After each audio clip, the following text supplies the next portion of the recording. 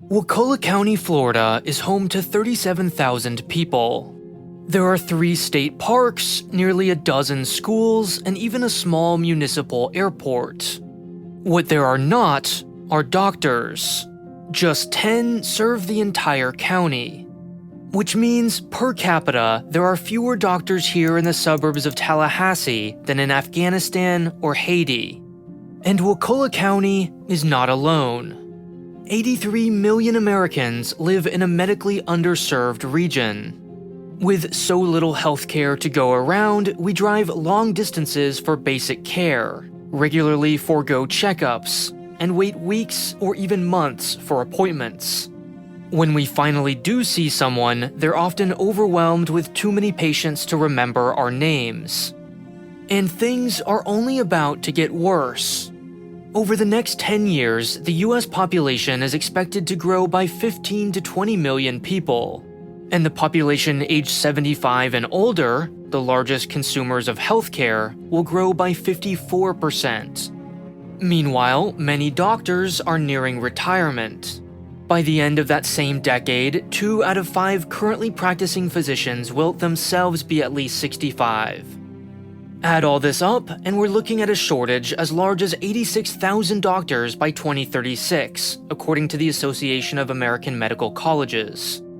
In other words, Wakulla County and places like it may already have more access to healthcare today than they will for decades to come. The issue is not a lack of interest. Doctor is still one of the most coveted professions. Each year, medical schools collectively reject roughly as many applicants as they ultimately enroll. The acceptance rate at most is between just 2 and 5%. Nor is the problem a shortage of schools. The truth is, you could double the number of schools tomorrow and you wouldn't create a single additional doctor. That's because, strictly speaking, medical schools don't create doctors. They create doctors in training. Before you can actually practice medicine independently, you have to complete a residency, a minimum of 3 and as many as 9 years of supervised on-the-job training. And there are more aspiring residents than there are residency positions. Last year, there were 47,000 applicants for 37,000 places. Meaning, after 13 years of pre-tertiary education, 4 years of undergrad, and 4 years of medical school, not to mention all the entrance exams in between, nearly 10,000 people find themselves blocked from progressing, denied the right to work 80 hours a week in a hospital for a $60,000 salary over the next 3 to 9 years. This is, obviously, a very personal tragedy. Medical school is already rife with stress, loneliness, and financial pressure. And yet, 8 years into an 11 to 17-year post-secondary journey, these graduates have no choice but to hope for better luck next year, while the interest on their $200,000 in student loans accumulates. But it's also a collective tragedy. Remember, these are already the top 50% of students who scored highly enough on the MCAT for acceptance to medical school. They then stuck with it for 4 grueling years, successfully earning an MD or equivalent. In other words, here we are turning away thousands of unlucky yet perfectly qualified candidates during an already large and rapidly growing doctor shortage. All of this is to say, we could increase the number or size of medical schools, but all that would do is increase the number of graduates fighting for the same number of residencies. More competition, more pressure, more student loan defaults, 0 extra doctors. Clearly, what we need are more residencies, the actual bottleneck. The real mystery, then, is what's stopping us? And the answer is one failed 1980s experiment. American healthcare began booming after World War II. The GI Bill funneled thousands of veterans into grad school, and the Hill-Burton Act of 1946 unleashed billions of dollars for the construction of new hospitals. Congress also began funding residencies. Teaching hospitals, the thinking was, are less efficient. They spend time on instruction and supervision that could otherwise be spent treating patients and therefore earning money. But that learning is ultimately in the public interest. We need an ample supply of well-trained doctors, even if it is inefficient in the short term. So, the government began giving hospitals a subsidy for each resident they trained. Well, it worked. 15 years later, the United States led the world in terms of doctors per capita. But it didn't last. As healthcare spending soared to new heights, the industry found itself on a collision course with Reagan-era fiscal restraint. A researcher named Milton Romer discovered that the number of hospital beds available in a given city was positively correlated with the average length of hospital stays in that city. The theory, which became known as Romer's Law, was a hospital bed built is a bed filled. In other words, healthcare was too accessible. Americans were using more than they needed. In 1981, a government committee warned of a dangerous physician surplus that would soon bleed the country dry in the form of unnecessary procedures. By the year 2000, there would be at least 100,000 excess doctors, they predicted.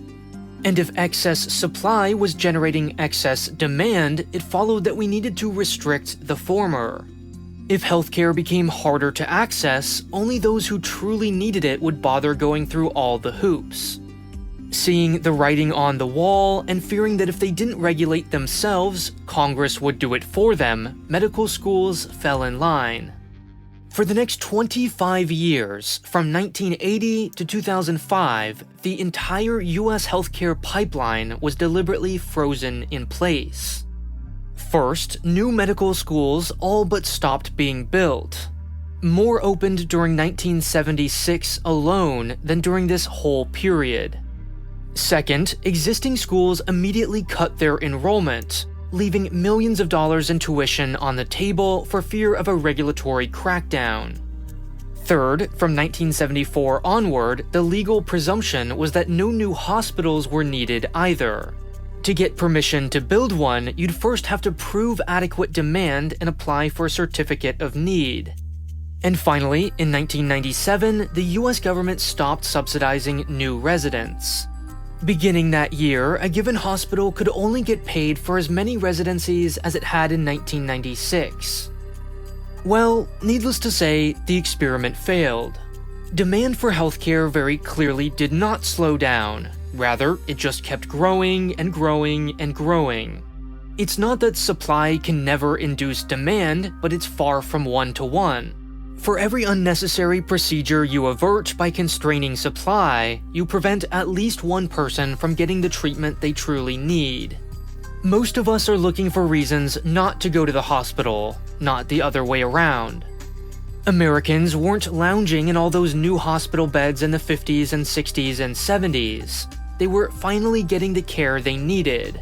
Care that was then deliberately taken away from them over the next 25 years. Between 1980 and 2005, the US population grew by 68 million people. We also grew older and richer, and thus in need of more care per capita. Yet the number of medical schools and students stayed virtually unchanged.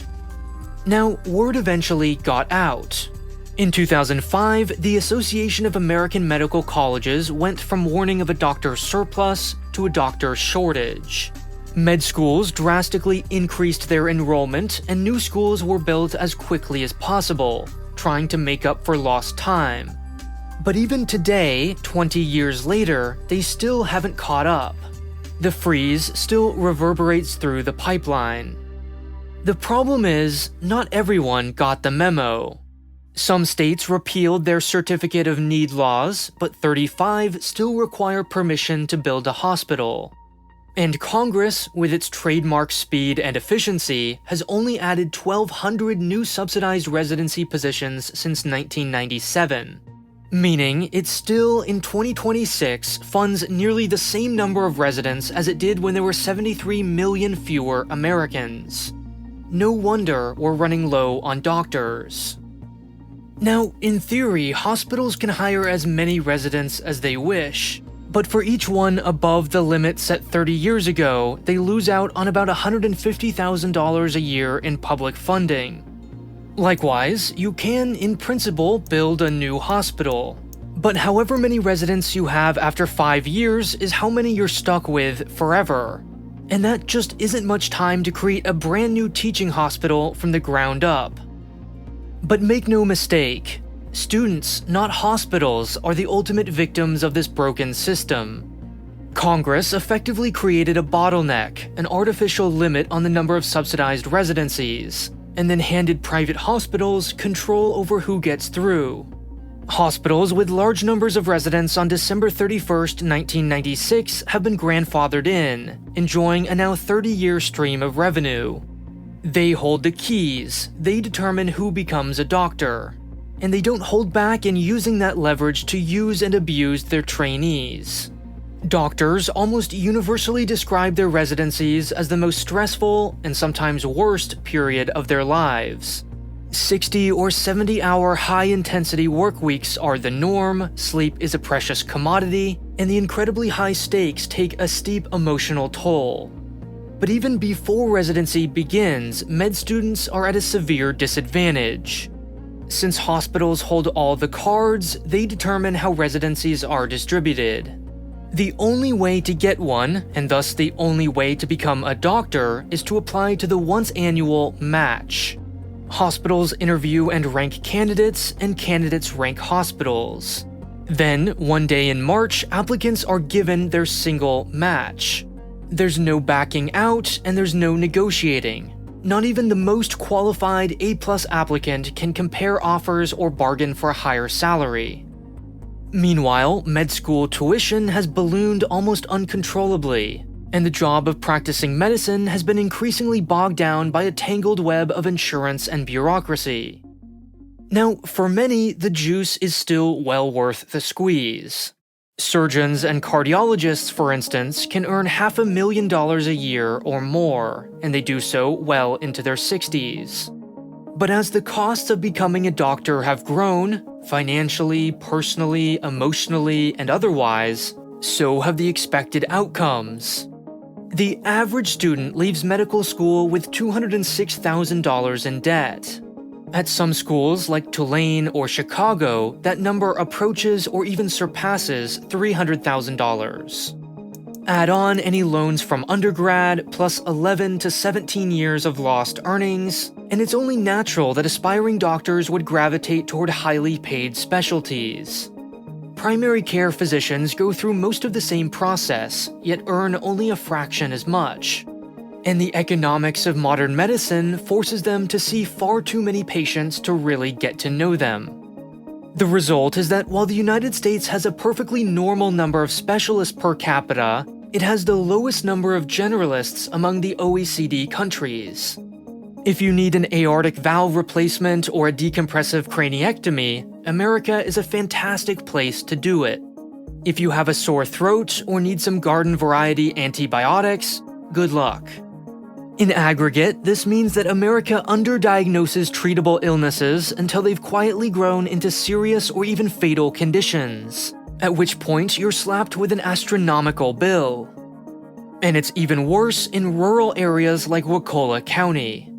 You see, Congress didn't just freeze the number of subsidized residencies in 1997, it also froze their geographic distribution. That's a problem, since most doctors, 56%, end up working within 100 miles of where they did their residency. Yet Americans at large have moved quite a bit since then. The populations of Pittsburgh, Memphis, and Richmond have stayed relatively stable since the 90s, and thus have more residents and therefore doctors today. Other cities like Las Vegas, Austin, Provo, and Orlando have seen their populations double or even triple, and now find themselves critically low on doctors because their allotment of residencies is stuck in 1997. This is especially hard on Florida and the rest of the Sun Belt, where seniors have dramatically increased the average age and thus demand for healthcare. Now, the million-dollar question, of course, is what can be done? If you ask the American Medical Association, the solution is easy: unfreeze the subsidies, aka give us more money. That's certainly a solution. It's probably the fastest and simplest one. But to use a relevant analogy, that might be a mere band-aid when what we really need is a head-to-toe reconstruction. America, after all, already spends more on healthcare than any other country. In 2023, we spent $21 billion on resident subsidies alone. What we don't do is distribute that money with any kind of strategic plan or intention. Why not, for instance, incentivize the creation of more residencies for primary care? Or, better yet, primary care in rural areas by reallocating funding accordingly. And why not tie subsidies to individual residents rather than hospitals, tilting the playing field ever so slightly in the direction of overworked and deeply indebted students? We could give foreign-educated doctors, many of whom are US citizens, an expedited pathway to practicing medicine, without having to redo their entire residency, as they're forced to now. We could offer a combined 6-year undergrad and med school option, saving students 2 years of unnecessary time and money, as most of the world does. Or we could simply allow qualified nurses to deliver more primary care, particularly in rural areas facing acute physician shortages. Any one of these changes could make a meaningful dent in the problem. And yet, here we are. We've now been waiting for reform since the proverbial beginning of time, and may still be waiting until the end.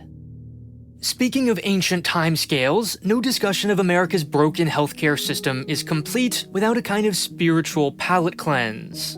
And what better way to get your mind off health insurance and waiting rooms than by watching Joe Scott's new documentary about the furthest thing from that, called Oldest and Newest Places on Earth. As the name implies, Joe challenges himself to find, plan, and travel to the geologically oldest and youngest parts of our planet. You watch him fly all the way to the Arctic Circle and Canada's Northwest Territories by float plane, and then to Hawaii's Kilauea volcano. It's equal parts science lesson, travel vlog, and even contemplative meditation on the grandness of our planet. I'm not usually much of a natural sciences guy myself, but I really enjoyed it. There's something for everyone. And it's exclusively available on today's sponsor, Nebula. On Nebula, you'll find your favorite creators making bigger, better, and higher budget dream projects.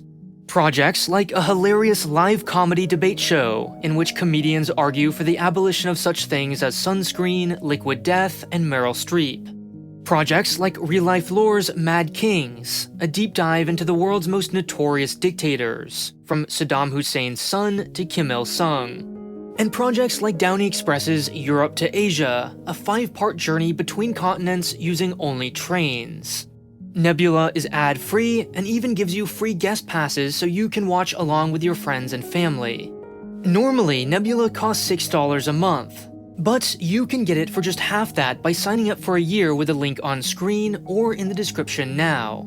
That's just $2.50 a month for all the originals I mentioned and much more. Thanks for watching this video. If you're not a fan of subscriptions, you can also get $200 off Nebula Lifetime with the Lifetime link below.